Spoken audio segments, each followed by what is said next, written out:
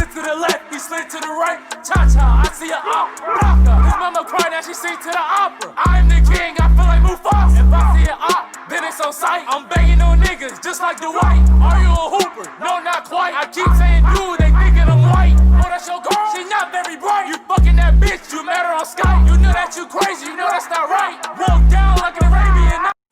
What's good? It's your boy Jackson, back at you with another video. And I got a question for you. Do you want to end up like this man?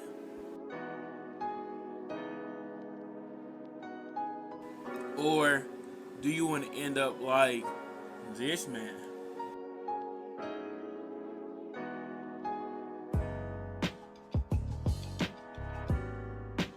Now, you clicked on the video for this reason and this reason only. To learn how to become a better spot-up shooter. And from my time on both guard and spot-up shooter, I noticed some things. Some things that most people don't want to talk about, but we all notice. Number one, when you're a spot-up shooter, you have to know your jump shot. Like, you got to. Because if you miss a wide open shot and you let your teammates down, you're going to hear a lot of stuff. You're going to hear a lot of people talking, a lot of them talking. So, first thing you want to do for a spot-up shooter / corner shooter / half setting, first thing you're going to want to do is get a jump shot that you know and you like, that you know is going to be good, that you can trust, that you agree. You got to agree 100% of the time, but you agree like 90% of the time. It's basically something that you know is going to drop. Now, if you click the link down in the description, it's already a jump shot there for you. I'm just saying, but if you don't want to, just use yours. You can use yours. I'm going to give you a couple seconds to think about it. And there we go. That's a couple seconds. Now, the next thing that we all notice as corner sitters / half shooters / spot ups is that it's boring as hell. When I say it's boring as hell, it's boring. You're gonna get bored sitting on the hash, sitting in the corner, waiting for somebody to hit you. So what you're gonna want to do is think about it like this. If you wasn't there, there wouldn't be no space on the floor. If you wasn't there, your guard would most likely get double teamed. If you wasn't there, 9 times out of 10, you'll have a 7'3" center sitting in the paint waiting for you to slash. So, just take that into consideration when you're a half sitter. Or a corner sitter, whatever you want to be. It don't matter at this point. Whatever you want to be. Take that into consideration that even though it's boring, you gotta be shooting that ball and driving to the rim on a 7'3" against swatting and selling your team. In my opinion. If you don't think that's my opinion, I can show you a couple clips of it happening. Matter of fact, I am going to show you a couple clips. Alright, let's look at these clips. Now, pay close attention to the slasher icon under his feet. So what do you think he's finna do? He's thinking, you know what? I can go up over everybody. You know what? I'm a slasher. Now look at that. I'm just saying. Now you see what I'm talking about? So how you rather be a spot-up shooter than that? Like, that is just... I'm just saying, like... That was just one example right there. I can show you more, but I'm not. But anyway, as it goes, here are a few tips to help your spot-up shooting game. Number one, you want to notice when you're open. You want to notice when your man's moving back and forth on you. Because they're going to try to get that bait. You got to have a guard that sees that. Because if you don't have a good guard and you're a corner shooter or a spot-up shooter, basically, I'm just going to say spot-up shooter for now. You're a spot-up shooter, you will be left open 9 times out of 10 because your man's going to notice that you have a bad guard on your team that can't pass the ball, really. That's what I'm saying. Like, I'm going to show you a clip of it. Here you go, right here. Now, in this clip, play close attention. You see how my man sags off me? Look, he sags off again. He passes leg. Bad guard move. Now, look. I pull out my icon. And what I do is I pass him in the paint. Now, what that did was it set me up for a great shot. If you actually look at that clip, you go back in your video and look at that, his man sagged down with my man in the paint. And you'll notice I had enough space to shoot the ball. But what did he do? He went up with a 90 to 100% contested layup. That's all I'm saying. That's why you're going to want a good guard. Because I know every guard makes their mistake, but that's when a guard should not have made it right there. I'm just saying. Now, number 2 of being a good spot-up shooter is know how fast your jump shot is. Know how much time you have to get your shot off. How much space do you need to get your shot off. So if you just go up with a regular random shot and you don't know how fast your jump shot is, you know what's going to happen? We all know what's going to happen. A heavily contested shot, most likely, or a yellow that you know you cannot make. I would show you a clip like this, but there's actually a clip of it in the beginning of the video that I showed. So, you know what? Forget it. I'm just going to put the clip back in. Forget it.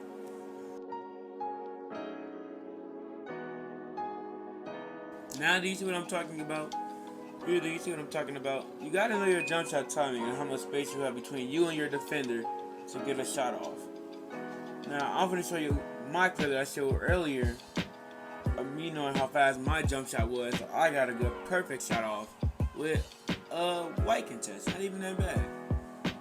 Now, watch how my defender sags off me. He tries to jump, but in reality, he was too far back to get that big of a contest. And with my height advantage, I had an open shot. Now, to my advice, just watch how far back your man steps. Watch how he edges in and out, which I said earlier. And know your jump shot timing. So I know that jump shot is fast. And that jump shot is also in the link in the description. But since I know that jump shot is pretty fast, I got a pretty good height, I knew that he wasn't going to really contest me. That's why I took the shot. Oh, and another thing about being a spot-up shooter, you have to be confident. You can't second guess your shot. You can't think about it. You just have to shoot. If you're open, like I told you, like all the steps I told you earlier, you do them, and you're open, shoot. You should be good. But there's another thing that I want to tell most spot-up shooters. If you're going to be a good spot-up shooter, what you want to do, in my opinion, what you would like to do is you would like to turn that meter off. Because ain't no way in hell, well, there is a way, but most good spot-up shooters, they use meter off. You know why? Because with meter on, it looks, you got to depend on the meter. And that ain't really good, because the meter can lag, it can do all that. But if you turn that meter off, and you just look at your player, just you and your player, and you just find the right animation to let the ball go every time, 9 times out of 10, it's going to be a green. So, for all my spot-up shooters out there, please, turn that meter off. There's no need for that. None at all. No meter. Meter is not good for you. All meter will do is meter will hurt you. It will hurt your shooting percentage and it will hurt your team. You will sell your team.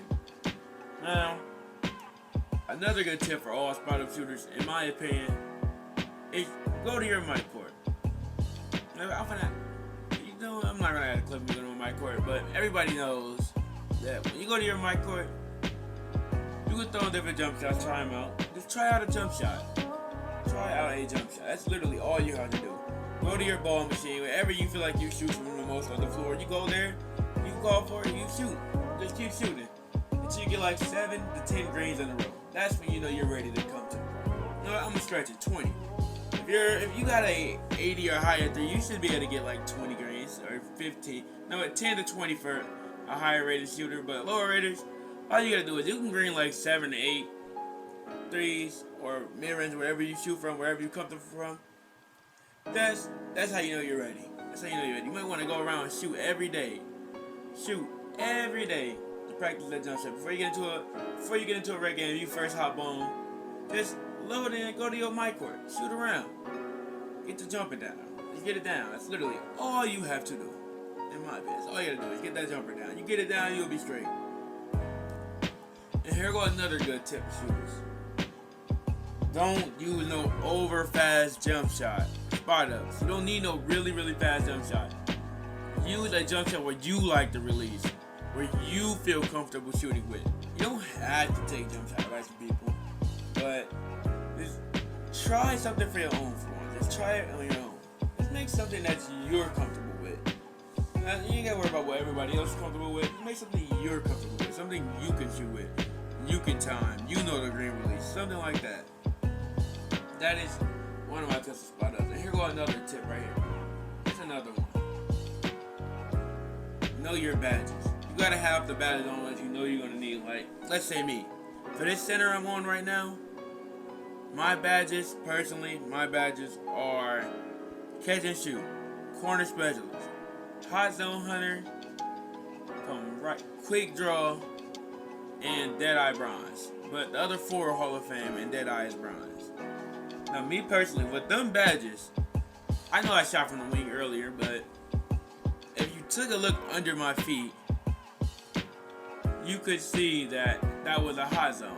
Hot zone hunter is a godly, I repeat, a godly badge if you're one of those spot up shooters that shoot from the same spot every time.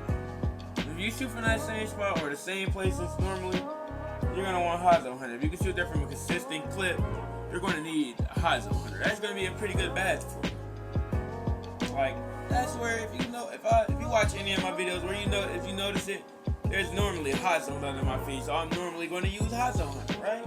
Right. And for all my spot up shooters, let's say the game's tied. We're sitting at no, the game's not even tied. Let's say we're sitting at 58-60. Your team's down. Now, the guard that you're normally running with, he's going off 40, 50 points. He's hooping 30 points. So, normally, it's 5 people in the guard. You got one person. Let's say you got 5 seconds. One person taking the ball out. 3 seconds. One person takes the ball out. Then you have your guard that's going off, come and get the ball. And then you have a center, right? Now, normally, what you're going to see in that situation is everybody runs towards that guard. But here we go. We have you, a spot up shooter, the number 1 person on the team, the best shooting person on the team, really. Boy, this is your time to shine. Basically, what they do is they send a center over there to your guard, right? And then they got you right there in the corner, just waiting for the ball. Now, in your time to shine, this is what they're going to do to confuse their defense. They're going to send the center your side, set you an off-ball screen. Now, what you're going to want to do is run around that screen and shoot. Now, if you're a spot up, just throw it up. Be comfortable. You got to feel comfortable with that shot, okay? That's number 1 thing. Just feel comfortable. Get in the mood. Just remember this. You're a spot up. This is what you do. So, another rule for spot ups. You just put on catch and shoot. Please, just put on catch and shoot. You're going to need that badge. If you're a spot up, all spot ups have catch and shoot. If you're a primary ball handler, you don't need catch and shoot. You don't need to be on this video. Why are you on this video? I don't know. Maybe you just want to hear my voice. Maybe. But if you're a spot up, put catch and shoot on. I say you come around that screen. The shot's looking nice. Wait, I got a meter on, so, what if you full white? Then that's where it gets complicated, because that ball going in the air gonna feel long. It's gonna feel like the ball, you pause, but the ball in the air is it's gonna look like it's floating there for a long time, because you know why? You got that meter on. So again, if you're a spot up, the game's come to the clutch, and you got your meter on, you're not a spot up. You're just not. You're not a spot up if you got the meter. If you got your meter on, you're not a spot up. In my eyes, you're not a spot up. But if you got that meter off, you're a spot up, and you've been in your mic, like I said earlier, practicing, learning that jump shot, you'll be 100% okay to shoot that shot. 'Cause 9 times out of 10, center's gonna have brick wall. He might be able to shoot like mine, so he can roll to the 3 after he set you that screen. So he'll be open. So y'all working together over there. But that's really all I gotta say for this video. If need a jump shot, my link will be in the description. And thank you if you sat here for the whole time, thank you for doing that. Just thank you. Thank you a lot. You watching this video helps me out a lot. When you stay in the video, click and like and subscribe. That helps me a lot. But have a good day. Take the advice. Click the link.